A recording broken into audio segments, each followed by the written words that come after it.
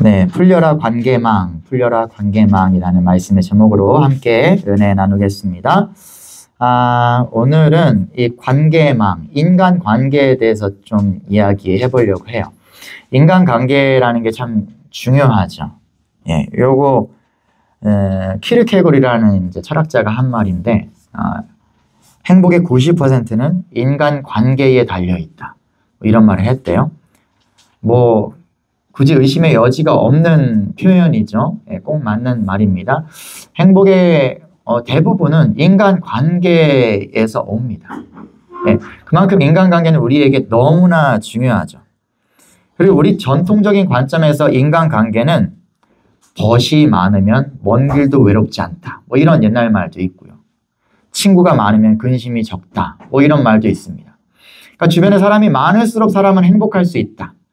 주변에 나와 함께 해주는 사람이 많으면 많을수록 이게 좋은 거야. 좋은 인생이다. 이런 전통적인 인간관계에 대한 가치관이 있었습니다. 그래서 예전에는 마당발 이런 표현 썼죠. 마당발. 이 사회적 관계망이 넓은 사람이 좀 좋은 사람이었어요. 그죠? 휴대전화에 전화번호가 많이 저장되어 있는 사람이 성공적인 인생을 살고 있는 사람이고, 그래도 나름 괜찮은 인생을 살고 있는 사람처럼 그렇게 여겨졌습니다.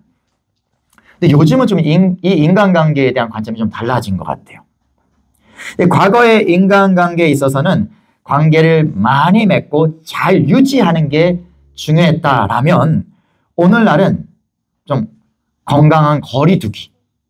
인간관계를 무조건 많이 맺고 이렇게 많이 사귀고 이렇게 하는 것보다 이 건강하게 거리를 두는 것을 더 중요하게 생각하는 관점이 더 많아지고 있는 것 같습니다. 그리고 남과의 관계에서 얻는 어떤 기쁨보다 나의 자존감을 지키는 게 더 중요한 그런 어떤 관점으로 인간관계를 맺는 거예요. 그래서 좀 적당히 거리 두고, 그리고 남보단 좀 나에게 주목하고 나를 좀 지키자. 이런 관점이 오늘날의 인간관계에서 좀 주된 관점인 것 같습니다. 제가 적당히 정리해 봤더니, 첫 번째로 적당한 거리를 유지하는 관계를 요즘은 좀 선호합니다.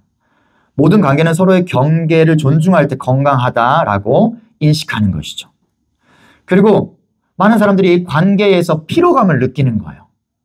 그래서 막 잠수 이런 말이 있습니다. 잠수, 잠수 이별. 그냥 연애하다가 그냥 연락 뚝 끊어버리고 사라져버리는 거예요. 잠수해서 그냥 인간관계를 끊는 것입니다. 뭐 디지털 디톡스 뭐 이런 말도 쓰더라고요. 그냥 이 소셜미디어 같은 거 다 끊어버리고 관계하지 않는. 관계에서 피로감을 느끼는 사람이 많은 거예요. 그래서 관계를 멀리합니다. 그리고 자기 자신과의 관계를 더 우선시하는 것이죠. 남과의 관계보다 나를 더 바라보자. 나에게 주목하자. 남을 사랑하기 전에 나를 더 사랑할 줄 알아야 돼. 이런 사고가 좀 보편화되었습니다. 예전에 이런 사고 없었어요. 나를 뭘 사랑해. 남이 나를 사랑해 주는 거지. 근데 요즘은 남을 사랑하는 것보다 먼저 나를 좀 사랑하자. 뭐 이런 사고가 보편되어 있죠. 자기 이해, 자기 존중, 이런 게 중요하다고 합니다. 그리고 이런 말을 해요. 관계는 노력보다 맞음이 더 중요하다. 그러니까 예전에는 안 맞아도 노력했어요. 맞춰보려고. 양보하고 노력하고 그랬는데, 왜 그래? 맞는 사람이랑만 만나라고 하는 거예요. 피곤하게 관계 유지하지 말고, 너무 많은 관계 맞지도 않는데 유지하지 말고 맞는 사람이랑만 만나면 되잖아. 서로 안 맞는 관계를 억지로 붙잡지 마라 라는 쪽으로 가는 것이죠. 그러니까 사실은 결혼관계에서 이혼도 쉬워졌어요. 안 맞는데 뭐하러 살아. 억지로 붙잡지 마. 노력을 터부시하죠. 관계에 있어서 노력을요. 그리고 이제 디지털 시대라서 이제 그 소셜 미디어가 엄청나죠. 엄청난 편리를 제공하죠. 인간관계 맺는 데 있어서 엄청나게 편리하고요, 빠릅니다.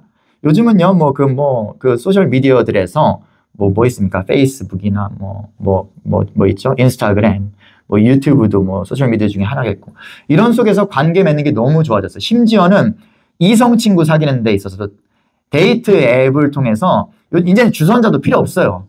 그냥 데이트 앱을 통해서 이성을 만나고 결혼도 하고 이러는 시대입니다. 관계 맺는 게 너무 편리하고 빨라졌어요.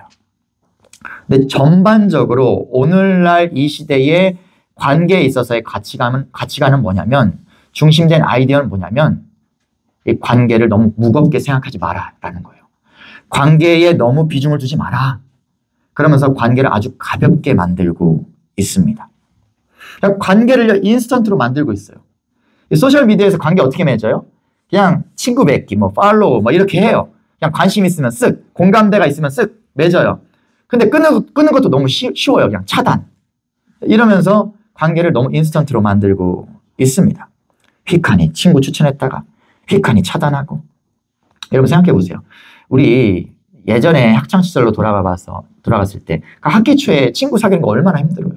옆에 짝꿍이 새로 맺어졌는데 처음 보는 애야. 말 걸기도 힘들어. 서로 눈치 보고 있어. 뭐라고 말을 걸지. 내가 말을 걸면은 이렇게 말하면 얘가 어떻게 반응할까. 눈치 보면서 전 또 엄청난 아이라서 말도 먼저 못 걸고 친구 사귀는 게 얼마나 조심스럽고 어렵고 그랬던지. 그래서 친구 한 명 사귀면 너무 좋고 반에 친구 생겼어. 근데 요즘은 그냥 뭐 한강에 돌 던지듯이, 한강은 없죠. 아무튼 이렇게 너무 쉬워졌어요. 친구 맺고 친구 끊고. 전반적인 변화의 핵심은 관계가 가벼워졌다 이것입니다. 관계라는 가치가 하찮아졌다. 저는 오늘 말씀을 통해서 관계에 대해서, 우리 인간관계에 대해서 이야기하고 있는데, 저는 그래서 뭐 전통적인 그런 인간관계의 가치관이 좋다. 많이 만나고 다양한 사람들과 만나고 그리고 소통하고 맞추기 위해서 노력하고, 그래서 마당발 뭐 이런 뭐 사람 많이 알고 두루두루 사귀고 이런 사람이 성공적인 인생을 사는 것이다. 이런 전통적인 인간관계에서의 가치관이 더 옳다. 이런 말씀을 드리는 것도 아니고요. 오늘날의 어떤 인간관계에서의 가치관이 뭐 잘못됐다. 뭐 이런 말씀을 드리는 것도 아닙니다. 중요한 건 인간관계가 우리에게 중요하다는 사실만큼은 과거든 현재든 변함이 없고요. 우리는 인간관계를 하며 살아가야 한다는 것입니다. 그렇다면 오늘날을 살아가는 우리 그리스도인들은 어떠한 관점으로 인간관계를 하며 살아가야 될까를 오늘 말씀에 비춰서 한번 말씀드려 보려고 하는 거예요. 첫 번째, 세 가지로. 먼저 오늘 본문 말씀을 좀 이야기해 보겠습니다. 오늘 이제 15절에서 20절 말씀을 좀 이렇게 함께 읽었는데, 사실은 그 나머지 본문들이 더 유명하고 그 나머지 본문들로 설교하기가 더 좋습니다. 근데 제가 부득불 오늘 15절에서 20절을 채택한 것은 인간관계에 대해서 좀 더 설명할 수 있는 것이 많을 것 같아서 그렇게 했습니다. 그리고 사실은 이 본문이 전체를 아우를 수 있는 본문이기도 하기 때문입니다.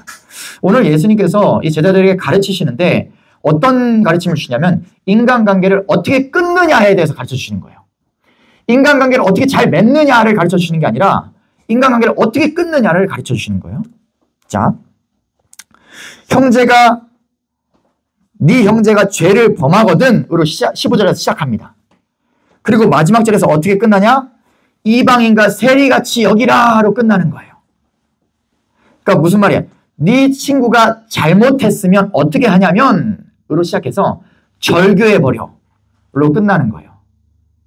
그러니까 어떻게 하면 인간관계를 잘 맺는가, 어떤 친구를 사귀어야 되는가 이런 말씀을 하시기보다 그냥 야, 네 친구가 잘못했을 때 어떻게 해야 되냐면 관계를 끊어버려 이렇게 말씀을 맺고 있는 것입니다. 관계의 형성이나 뭐 용서나 화합이나 그런 걸 이야기하시는 게 아니라 관계의 단절을 오늘 가르쳐주고 계시는 것입니다.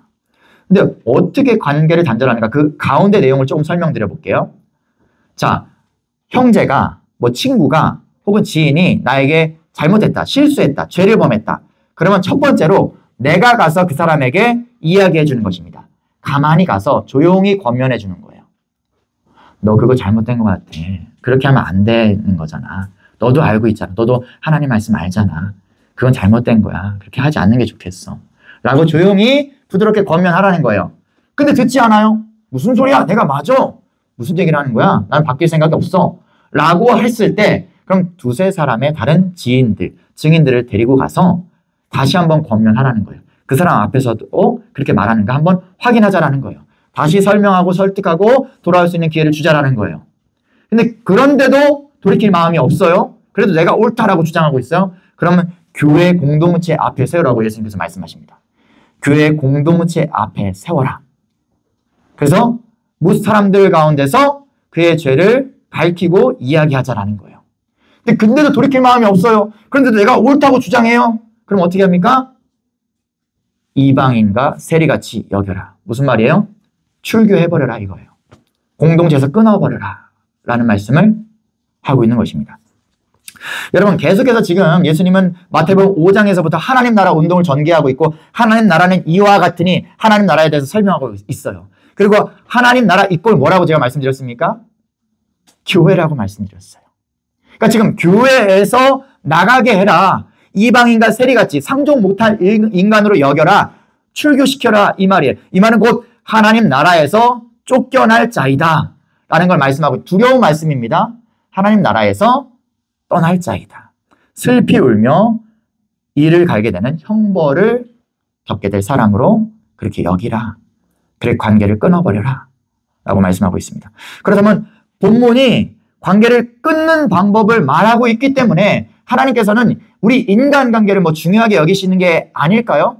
야 인간관계 뭐가 중요해? 나와의 관계가 중요하지. 그 하잘것없는 인간관계에 매이지 말고 나랑과의 관계만 좀 주목해라. 그냥 죄 짓는 인간들이 있으면 그냥 끊어버려. 뭘 그냥 같이 하려고 그래. 이런 말씀을 하고 있는 걸까? 아니요. 하나님은 절대 우리 인간 사이에서의 관계를 인스턴트로 보고 계시지 않습니다. 본문의 절차를 곰곰이 한번 생각해 보시면 아시겠지만 잘못을 뻔히 한 사람이라도 뻔히 드러난 잘못을 한 사람이라도 관계를 끊는 게 결국 쉽지가 않습니다. 여러분. 그죠? 저는 경험이 있어요. 교회에서 이렇게 출교 당해본 경험이 있습니다. 나가라고. 이것에서 나가라고 한 경험이 있어요.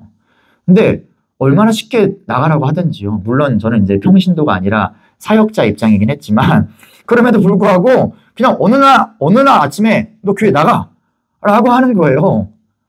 여러분 사실 교회를 출교시키는 방법이 어렵습니다. 여러분들이 아무리 저한테 밉게 해도 쉽게 이렇게 내보낼 수가 없어요. 첫 번째로 먼저 가서 조용히 권면해야 돼요. 근데도 돌이키지 않아요? 그럼 두세 사람과 함께 가서 권면해야 돼요. 그래도 돌이키지 않았다. 그때 교회 앞에 세워서 다시 한번 또 기회를 주는 거예요. 근데도 돌이키지 않을 때 교회 밖으로 내보내. 이건 거의 못 보내요. 그죠? 이 정도 수준까지 인정 안 하는 인간은 없어요. 교회에서 떠나보내는 게 이렇게 어려운 일입니다. 그러니까 예수님께서는 이 과정을 통해서만 알 수 있는 것이 교회 안에 들어오는 것도 힘들지만 이 초대교회 때는요. 교회 안에 입교하는 자체가 3년이 걸렸습니다. 물론 이제 박해 시기였기 때문에 뭐 사도신경, 주기도문, 십계명 이런 것을 통해서 3년 동안 교육했어요. 왜냐하면 예수 그리스도를 구주로 고백하고 교회 공동체 안에 들어오는 그 자체가 목숨을 걸었다는 얘기거든요. 왜냐하면 로마에 발각되면 죽임당할 수 있거든요. 마치 오늘날 그 공산주의 국가, 그 북한에서 신앙생활 하는 것과 마찬가지입니다. 그런 상태이기 때문에 교회에 들어오는 것도 힘들었어요. 왜냐하면 또 스파일 수 있잖아요. 교회를 와해시키고 이제 신고하려고 하는 그런 로마의 어떤 그런 뿌락질일 수 있잖아요. 그러니까 교회에 들어오게 하는 것도 힘들었지만 교회에 한번 들어오면 나가는 것도 이만큼 힘들었다는 것입니다. 관계를 결코 인스턴트로 보시는 게 아닌 거예요. 관계를 너무나 중요하게 여기고 계십니다. 그렇다면 성경에서 말하고 있는 또 우리가 지향해야 될 바른 관계망은 무엇일까? 오늘 말씀을 좀 나눠보려고 하는 거예요. 제가 3가지로 좀 오늘 말씀드리려고 합니다. 첫 번째로 우리는요. 믿음의 관계망을 구축해야 된다는 거예요. 어떤 사람과 사귀어야 됩니까? 어떻게 사귀어야 됩니까? 믿음으로 믿음의 사람들과 사귀어야 된다라는 게 첫 번째입니다. 여러분 이런 말씀 드리면 뭐야 나 예수님 안 믿는 친구들 많은데 신앙 없는 사람들과 관계 많이 맺고 있는데 어떻게 하라는 거지? 여러분 신앙의 공통 부모가 없는 사람과 벗이 되는 게 가능할까요? 같은 이 예수 그리스도를 구주로 믿는 신앙이 없는 사람과 절친 뭐 이런 거 가능할까요? 그들과 사귀면서 막 행복하고 막 저 사람 만나기 너무 좋아. 이게 가능할까요? 가능하지 않나요? 원천적으로 불가능합니다. 예. 기본적으로 불가능해요. 여러분 옛날 그거 아세요? 이방원이라고 하는 그 옛날 우리 선조 있지 않습니까? 예, 그 고려 말기에 하여가로 이제 정몽주를 이렇게 회유하려고 하죠. 이런들 어떠하며 저런들 어떠하리. 야 고려면 어떻고 조선이면 어떠냐. 똑같아. 그냥 성기자 왕 한 분 세워서 망수산 드럼치기 얽혀진 들을 어떠하리. 이렇게 하여가 부르지 않습니까? 정몽은 뭐 단신과 이렇게 화답하죠. 여러분 뭐 괜찮습니까? 예수님 믿어도 되고 안 믿어도 됩니까? 기독교 신앙 있어도 되고 없어도 되는 거예요? 그냥 뭐 어차피 인간 생각하는 거 비슷하고 살아가는 방식 비슷하고 그냥 같이 친구 먹고 살면 되지. 여러분 우리도 얽혀져서 사는 이 사회 관계망 속에 있는데 어떻게 신앙의 친구만 사귀어요? 신앙 없는 사람들이 저렇게 많은데. 맞습니다. 저도 신앙 없는 친구들이 있어요. 제 절친이, 제가 제일 좋아하는 친구가 신앙 없는 친구예요. 지금도 연락하는 거의 유일하다시피 한 친구가 신앙이 없습니다. 물론 이제 청소년 시절 때 함께 신앙생활 했지만 지금 하나님 떠나서 신앙과 관계없이 살아요. 근데 제가 사랑하는 절친이에요. 지금도 종종 연락하고 만나지 못한 지 몇 년 됐네요. 그런데요, 아무리 그 친구를 사랑하고 제가 그 친구에게 가서 그 친구 술벗이 되어줄 수도 있고요. 그리고 그 친구의 고민을 들어줄 수 있고요. 그 친구와 함께 해줄 수 있고요. 위로해줄 수 있고요. 그 친구는 저만 만나면 너무 좋아합니다. 그러나 저는요, 제 신앙의 가치관을 그 친구가 공유할 수가 없는 거예요. 제가 의를 위하여서 싸우고 있는 걸 그 친구와 이야기할 수가 없는 거예요. 제가 거룩을 위해서 몸부림치는 것을 그 친구와 이야기할 수가 없는 거예요. 내가 연약한 자들을 위해서 나를 희생하는 삶에 대해서 그 친구와 토론할 수가 없는 거예요. 왜요? 전혀 가치관이 달라요. 하나님 나라와 전혀 다른 방식으로 살아가고 있어요. 세상 방식으로 저는 공감해 줄 수 있고 그렇구나 응원해 줄 수도 있고 위로해 줄 수도 있지만 그 친구는 저에게 그렇게 해줄 수가 없는 거예요. 왜요? 전혀 다른 세상을 살아가고 있거든요. 지금도 그 친구가 너무 좋고 사랑하지만 만나면 해줄 말이 하나밖에 없는 거예요. 주 예수를 믿으라. 친구야, 교회 가자. 교회 가자. 저 이제 한국 떠나면서도 마지막으로 그 친구가 통화하면서 야, 너 언제 다시 볼지 모르는데 너 죽기 전에 교회 가라. 너 언제 죽을지 모른다. 죽기 전에 교회 가라. 라고 마지막 인사했습니다. 여러분 요분 아세요? 탤런트인가? 가수인가? 이지훈이라는 사람이 옛날 사람이에요. 옛날 한때 탑 아이돌 가수였습니다. 탑 아이돌 가수 한때. 근데 이 사람이 지금은 이제 거의 활동 안 하고 뭐 이렇게 뮤지컬 뭐 그런 걸로 많이 활동하시나 봐요. 근데 예전에 되게 인기 있으셨거든요. 근데 이분이 어떤 그 방송 프로그램에 나와서 막 이야기하는 거예요. 이분의 과거가 학창 시절에 얼마나 화려했냐면 그 H.O.T라고 하는 그 전설적인 아이돌 그룹에 또 강타라고 하는 또 전설적인 아이돌이 있습니다. 그 친구도 학창 시절에 이제 많이 까불고 놀았나 봐요. 그래서 학교 대 학교로 패싸움을 하러 갔대요. 근데 자기는 그 패싸움하는 학교의 일원 여러 수십 명의 그 아이들 중에 이제 뭐 패싸움 1, 2, 3 뭐 이 정도의 뭐 13번 정도 됐는데 그 상대방 학교의 옛날 말로 대장이었던 사람이 이 이지훈이었다라는 거예요. 근데 어느 날 이제 가요계에서 만나게 됐다라는 것이 그만큼 이제 막 이렇게 까불고 놀았던 그런 이제 친구인데 아주 신실한 그리스도인이 되어서 전도자로 지금은 살아가고 있습니다. 근데 이 분이 언제 한번 어떤 쇼 프로그램 나와가지고 그 강타라는 아이돌 가수랑 또 신화의 뭐 김혜성인가? 아무튼 신혜성인가? 그 아이돌 가수랑 이제 셋이서 이제 그룹도 활동도 하고 했는데 되게 친한가 봐요. 만날 때마다 그런데요. 내가 너네 다 전도할 거야. 내가 너네 다 교회 데리고 갈 거야. 전도하고 말 거야. 맨날 그런데. 그 지겨워 죽겠다고 막 친구들이 그런 얘기를 그 쇼 프로그램 나와서 막 하더라고요. 우스갯소리로. 왜 그래요? 너무 좋아하는 친구들이니까, 너무 귀한 친구니까 내가 사랑하는 친구들인데 영혼을 함께 나눌 수가 없는 거예요. 뭐 세상 얘기는 할 수 있어요. 그냥 시시껄렁한 그런 그냥 세상 얘기, 뭐 주식 얘기, 뭐 애들 키우는 얘기 이런 걸 할 수 있어요. 근데 내 영혼을 함께 나눌 수가 없는 거예요. 그러니까 어떻게든 전도하고 싶은 주님께로 나오게 하고 싶은 거예요. 여러분 그게 아니면 세상 친구를 벗으로 만들 수가 없는 거예요. 사귈 이유가 없는 거예요. 관계 맺을 이유가 없는 거예요. 오직 믿음 안에서 관계를 가지시라는 얘기가 바로 그겁니다. 여러분 세상 친구 사랑하면 안 된다 이 말 아니에요. 신앙 없는 친구도 사랑해야 됩니다. 근데 그 친구에게 죄가 있어요. 여러분 오늘 본문에서 형제에게 죄가 있거든 이렇게 시작해요. 그럼 어떻게 하라고요? 먼저 가서 그 죄에 대해서 밝히 이야기하고 권면하라는 거예요. 여러분 내가 사랑하는 세상 친구가 죄가 있습니다. 어떤 죄가 있어요? 하나님을 믿지 아니하는 죄가 가장 큰 죄라고 성경이 말하고 있습니다. 그가 믿지 아니합니다. 하나님의 주되심을 거부하는 본질적인 죄 가운데 있어요. 그 본질적인 죄 가운데 살아가요. 그럼 가서 그 사랑하는 친구에게 권면해야 될 거 아니겠습니까? 주 예수를 믿으라고. 주님께로 돌아오라. 주님의 주권을 인정하라. 그게 아니면 너에게 살 방도가 없다. 이것이 친구를 대하는 방식입니다. 신앙 없는 친구를 대하는 유일한 방식인 거예요. 여러분 이게 오늘 본문 말씀 사실은 교회 공동체에 주는 말씀이기 때문에 믿지 않는 친구에게 적용하는 건 좀 무리가 있습니다. 그렇게 적용은 사실은 1차원적으로 안 돼요. 그렇지만 분명히 그들에게 말할 것이 있다는 사실은 분명합니다. 그들이 죄가 있기 때문에 관계를 끊기엔 너무나 아까운 벗이라면, 지인이라면, 그런 관계라면, 너무나 마음이 잘 맞고 내가 정말 사랑해서 영원히 함께하고 싶은 그런 귀한 사람이라면 복음을 전해야 되는 거예요. 더더욱 가서 복음을 전해야 되는 거예요. 그의 죄를 밝히 이야기하고 주님께로 돌아올 수 있도록 도와야 되는 것입니다. 그게 아니라면 세상 관계망은 의미가 없는 거예요. 오직 믿음의 관계망을 맺으시길 축원드립니다. 기본적으로는 주님 안에서, 이 교회 공동체 안에서 관계를 맺으시라는 말씀입니다. 믿음 안에서, 한 믿음 안에서 있는 사람들과 함께 관계를 맺으시라는 거예요. 그래서 성경에서 우정하면 다윗과 요나단, 딱 요거 생각나요. 우정, 다윗과 요나단. 그들은 생명을 나누는 친구였습니다. 뭐라고 말씀 나오냐면 요나단의 마음이 다윗의 마음과 하나가 되어 요나단이 그를 자기 생명같이 사랑하니라. 그 사울의 아들인 왕자 요나단이요, 이 다윗을요, 이 소년 다윗을 너무 사랑하는 거예요. 자기 자신처럼, 자기 생명처럼 막 사랑합니다. 왜 그랬을까요? 둘 다 용맹해서요, 싸움 잘해서요. 이 다윗은 골리앗을 쓰러뜨렸고 이 요나단도 용맹한 그런 장군이었거든요. 그래서 마음 맞아가지고 이 의기투합해서 이렇게 절친이 된 겁니까? 아니요. 하나님 앞에서 같은 영혼을 갖고 있었던 거예요.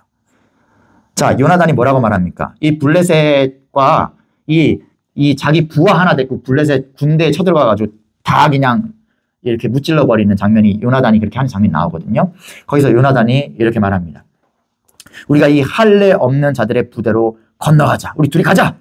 여호와께서 우리를 위하여 일하실까 하노라. 여호와의 구원은 사람의 많고 적음에 달려있지 아니하느니라.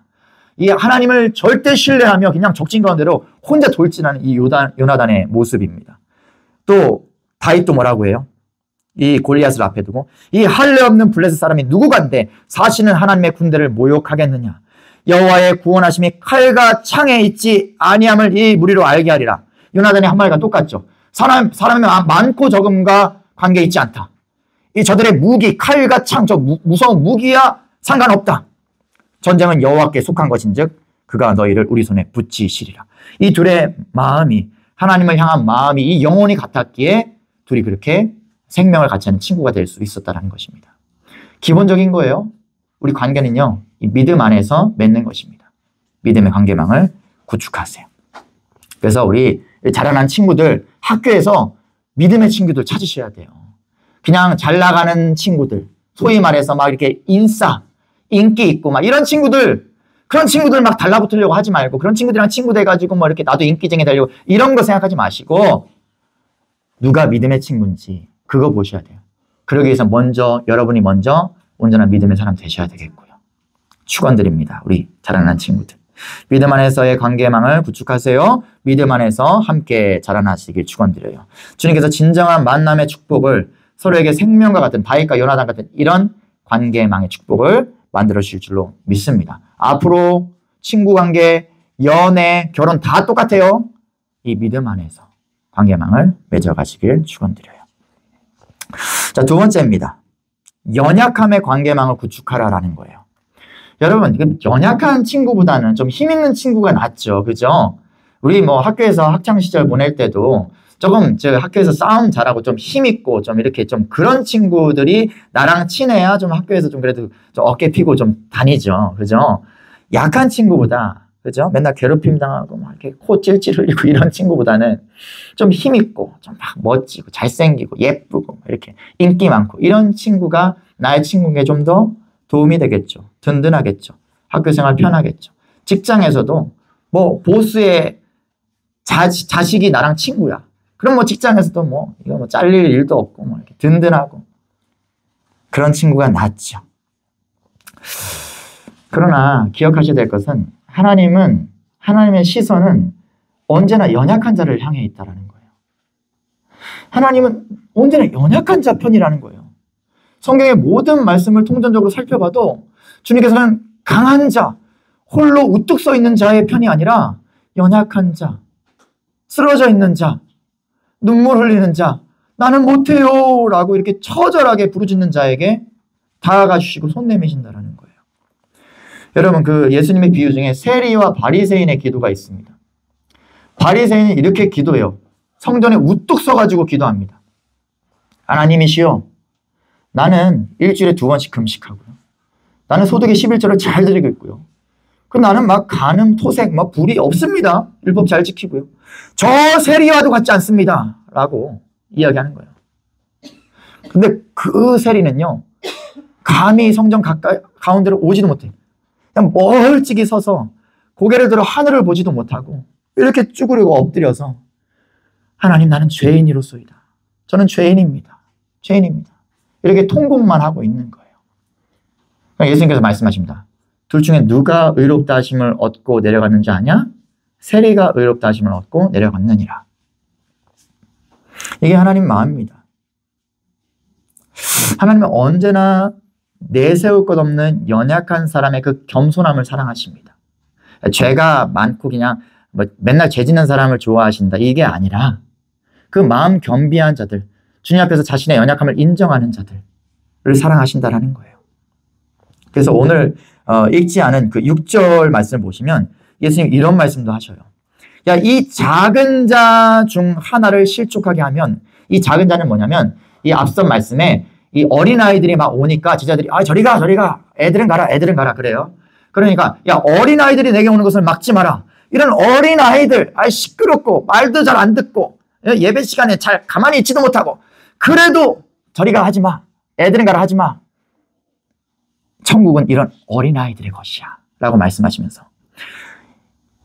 이 작은 자 중 하나를, 이렇게 연약한 자 중 하나라도 실족하게 하면 뭐예요? 그러니까 실족이라는 말은 주님으로부터 탈선하게 하면, 이런 말인 거예요. 이 연약한 자 중 하나라도 너희 때문에 나에게 나오는 것을 막게 하는 일이 생긴다면, 슬픔에 빠지고 침륜에 빠지게 하는 일이 생긴다면 차라리 연자맷돌은 뭐냐면 그 마을 어귀에 있는 그 마을 사람들이 다 같이 이렇게 돌려야 되는 그런 어마어마하게 큰 맷돌을 말한대요. 그 연자맷돌을 목에 걸고 바다에 빠지래요. 무슨 얘기예요? 죽어라, 그거예요. 빠져나올 생각도 하지 마. 그냥 연자맷돌을 목걸이로 탁 걸고 바다에 들어가. 수심 그냥 끝까지 잠수시키시는 것이죠. 죽으라는 거예요. 여러분, 연약한 사람을 함부로 대하는 것에 대해서 예수님께서 이렇게까지 엄히 경고하십니다. 이렇게까지 주님께서 싫어하시는 거예요. 연약한 자에게 함부로 대하는 것에 대해서. 이런 걸 생각할 때 저는 이 미국 땅에 살고 있지만 이 나라의 통치자의 그런 방식을 도저히 이해할 수가 없는 거예요. 근데 기독교인들이라는 사람들이 그 사람을 무조건적으로 추앙하는 것도 이해할 수가 없는 거예요. 그런 방식을. 정치적인 얘기는 하고 싶지 않지만 아무튼 주님께서 너무나 싫어하시는 겁니다. 연약한 자들을 함부로 그렇게 하는 것에 대해서. 이것에 대해 좀 더 말씀드려 볼게요. 연약함의 관계망을 구축하십시오. 제가 한 10년도 더 됐죠. 예전에 읽었던 책인데 혹시 들어보신 적이라도 있으실 거예요. 워낙 유명했던 책이거든요. 그 청년 바보 의사라는 책인데 기독교인이 아닌 사람도 많이 읽어봤을 거예요. 워낙 유명해서. 그러니까 이게 안수현이라고 하는 사람의 이야기인데, 안수현이라는 사람의 청년 의사의 이야기인데, 이분이 2006년에 돌아가셨어요. 33살의 젊은 나이로 돌아가셨어요. 근데 10년이 지난 2016년에 그 고려대 병원 본관에서 이분을 위한 10주년 추도식이 열렸습니다. 아니 무슨 학교의 설립자도 아닌 그냥 가까운 시일에 돌아가신 그냥 청년 의사였던 한 사람을 위해서 10주년 추도식이 열렸어요. 어마어마한 사람들이 그를 추도합니다. 실제로 이분의 장례식에는요, 2006년에 있었던 그 장례식에는 4,000명이 넘는 이 조문객들이 와서 어떻게 이런 젊은 의사의 장례식이 이렇게 많은 조문객들이 오나 할 정도로. 그러니까 이 사람이 그 한경직 목사님이 심우하셨던 그 교회의 청년이었는데, 한경직 목사님 이래로 이만큼 조문객이 많았던 적이 없었다 할 정도로 수많은 조문객들이 와서 이분의 죽음을 슬퍼했습니다. 왜 그랬을까요? 조문객 가운데는 물론 동료 의사분들이 있었겠죠. 간호사도 있었겠고 병원 직원들도 있었습니다. 그리고 교회 선후배도 있었습니다. 그런데 병원에서 청소하시는 분, 식당 아주머니, 매점 아줌마, 또 병원 앞에서 구두 닦는 할아버지, 택시기사 아저씨, 뭐 이름도 모를 그런 어린 소녀, 그리고 그의 부모님, 너무나 다양한 사람들이 찾아왔다는 거예요. 그 대다수는 환자, 이분의 환자 가족이었던 사람들이었다라는 것입니다. 그리고 그분들이 막 오열하면서 이렇게 얘기합니다. 한 그 병원 앞에서 구두 수송공이었던 할아버지는 이럽니다. 나는 이 청년 의사가 근무하던 병원 앞에서 구두를 닦던 사람이었습니다. 이 청년은 구두 닦을 일이 없으면서도 괜히 와서 구두를 닦고 필요 없이 돈을 더 많이 주면서 내 손을 만지면서 할아버지 춥지 않으세요? 식사하셨어요? 할아버지 외로우시면 하나님 믿으세요. 하나님이 할아버지를 사랑하시거든요. 그러면서 예수님을 소개해주고 나를 붙들고 늘 기도해 주었습니다. 그래요? 또 영정사진 앞에서 오열하던 한 아주머니가 이렇게 말합니다. 나는 이 의사가 근무하는 병원의 세탁부입니다. 내가 세탁카트를 끌고 갈 때 아무도 나에게 관심을 가진 사람이 없었지만 이 청년 의사는 나를 지나치는 법이 없었습니다. 걸음을 멈추고 아주머니 천천히 하셔도 돼요. 요즘 얼굴이 안 좋으시네요. 어디 아프지 않으세요? 그러면서 약도 갖다 주고 나를 위해 기도해 주고 하나님 사랑을 전해 주었습니다. 그리고 또 어떤 어린아이가 왔어요. 근무하던 병원에 어린 환자가 입원했는데 그 환자가 태어나면 선물을 주겠다고 약속했는데 그 어린 환자가 이 부모님이 병원비 낼 돈이 없는 거예요. 그래서 야반도주한 거예요. 몰래 퇴원해버린 거예요. 그러니까 이 안수연 의사가요. 차트를 찾아가지고 그 주소를 확인한 다음에 그 집안까지 그 어린아이와 약속을 지키려고 찾아가서 선물 꾸러미를 사들고 집안까지 갔다 오는 그런 의사였다고 합니다. 그래서 책 제목이 그 청년 바보 의사예요. 그는 힘이 있는 사람이었지만 연약한 사람들을 위해서 친구가 되어준 사람이었습니다. 굳이 그렇게 연약한 사람에게 주목하지 않아도 누구도 뭐라고 안 해요. 그죠? 의사 선생님이 그런 사람들 굳이 주목하지 않아도 돼요. 근데 그리스도를 위해서 세상의 바보가 되었던 청년이 그렇게 짧은 생을 마감하고 하나님 품에 안겼죠. 여러분, 연약함의 관계망을 구축하십시오.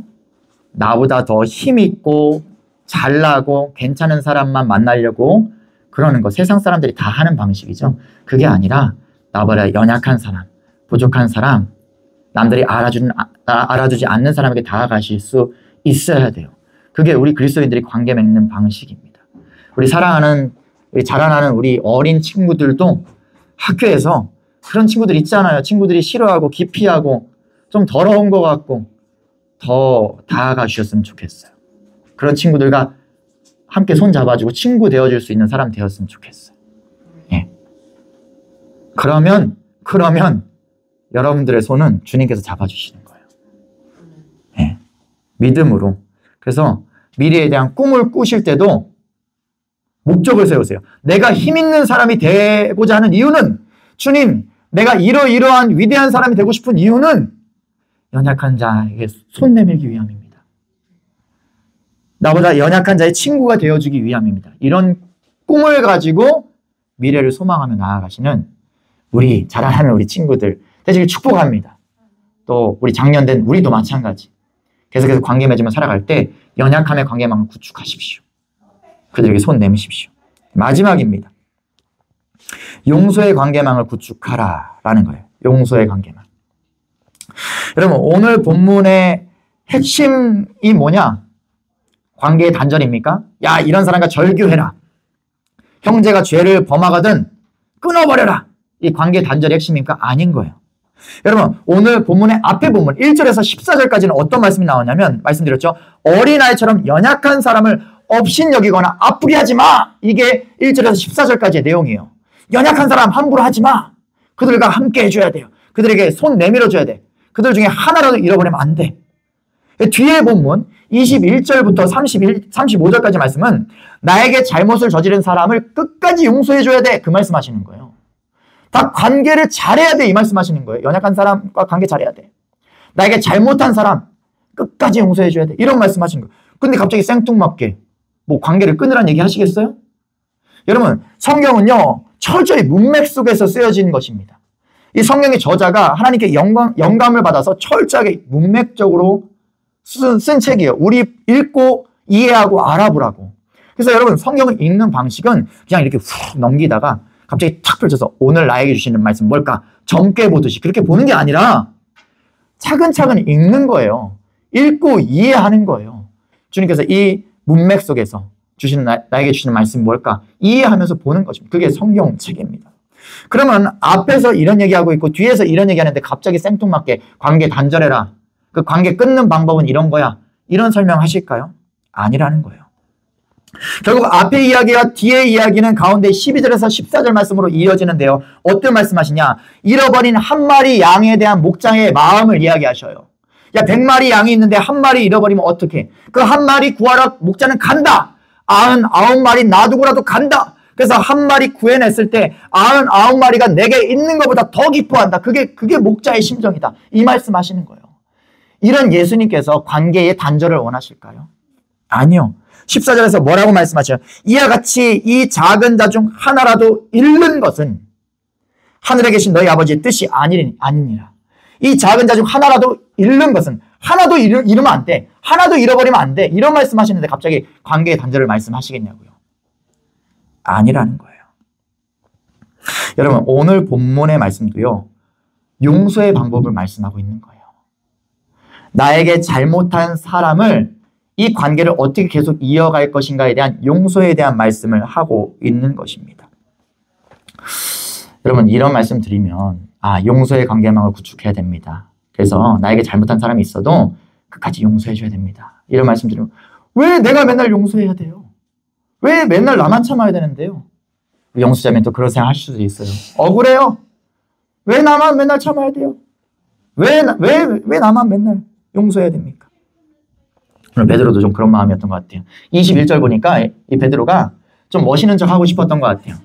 이 유대 율법에서 3번까지 용서해 준다라는 게 있었어요. 그래서 이 바리새인 서기관 장로들은요. 나는 3번까지 용서하지. 이걸 되게 대단한 자신들의 어떤 그런 너그러움인 것처럼 이렇게 여겼습니다. 근데 베드로가 야 그들보다 좀 나아야 되지 않겠나? 라는 생각에 예수님 그러면 형제가 잘못했을 때 몇 번까지 용서해 주면 됩니까? 7번이면 되겠습니까? 완전 숫자잖아요. 7번이면 뭐야? 어마어마해. 이거는 엄청나잖아요. 7번이면 되겠습니까? 예수님 뭐라고 답변하셔요? 야 70번씩 7번이라도 용서해줘라. 그럼 70번씩 7번 몇 번 용서해주라는 얘기예요? 77에 49, 490번 용서해. 여러분 490번을 용서해주라는 얘기가 아니에요. 뭐예요? 무한대로 용서해주라는 얘기예요. 끝없이 용서해주라는 말씀을 하고 있는 거예요. 억울하죠?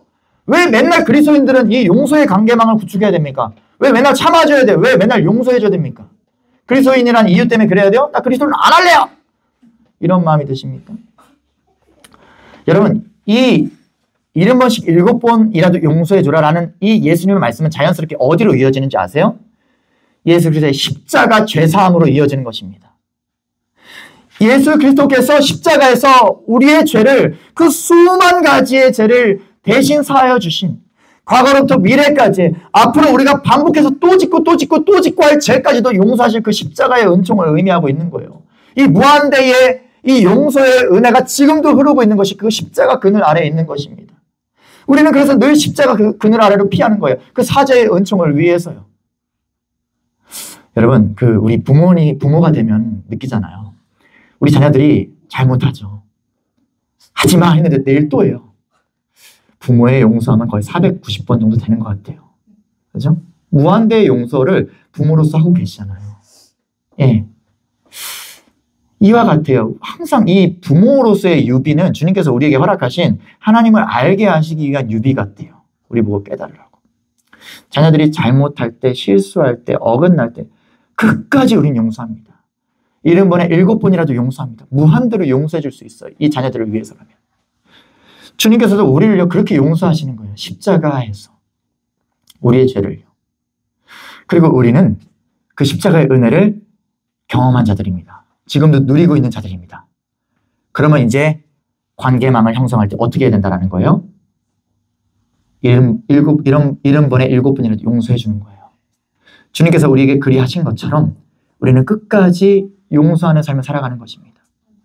나에게 잘못한 형제가 있을지라도 용서하고 다시 품어주고 그에게 나아가 그의 죄를 밝히 함께 이야기하고 다시 주님께로 돌이킬 수 있도록 권면해주고 사랑으로 다시 품어주고 계속해서 이 용서의 관계망으로 나아가는 것이 우리의 삶이라는 것입니다.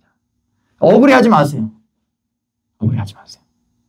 주님께서 위로해 주십니다. 주님께서 갚아주십니다.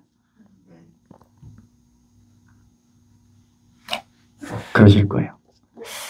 그러니까 이 세 가지 기억하시고 우리 세상 살아가면서 그리스도인으로서 관계망, 예, 이 용서의 관계망 구축하셔야 됩니다. 예, 연약함의 관계망 구축하십시오. 믿음의 관계망 꼭 구축해 나가십시오. 주님께서 우리를 둘러싸고 있는 그 모든 관계망 속에서 일하시고 계심을 또한 믿으십시오. 그 관계들을 통해서 우리를 성장시키시고 계속해서 주님께로 인도해 나가고 계시다는 사실 기억하시기 바라요. 예, 함께 우리 결단하면서 찬양하실 텐데요. 매일 스치는 사람들이란 찬양입니다. 결국 그들은요, 내가 필요한 게 아니에요. 그들에게 나의 인격이 필요하거나 나의 사랑이 필요하거나 나의 오래 참은 필요한 게 아니라 그들에겐 주님이 필요합니다. 내가 만난 주님이 그들에게도 필요해요. 결국은 우리가 예수 그리스도를 증거하는 입술이 되어야 되고요. 그들에게 예수 그리스도를 보여주는 삶이 되어야 됩니다. 그렇게 우리는 세상 가운데서 관계망을 구축하며 관계 맺으며 그렇게 살아갑니다. 함께 마음으로 또 노래하며 결단하도록 하겠습니다.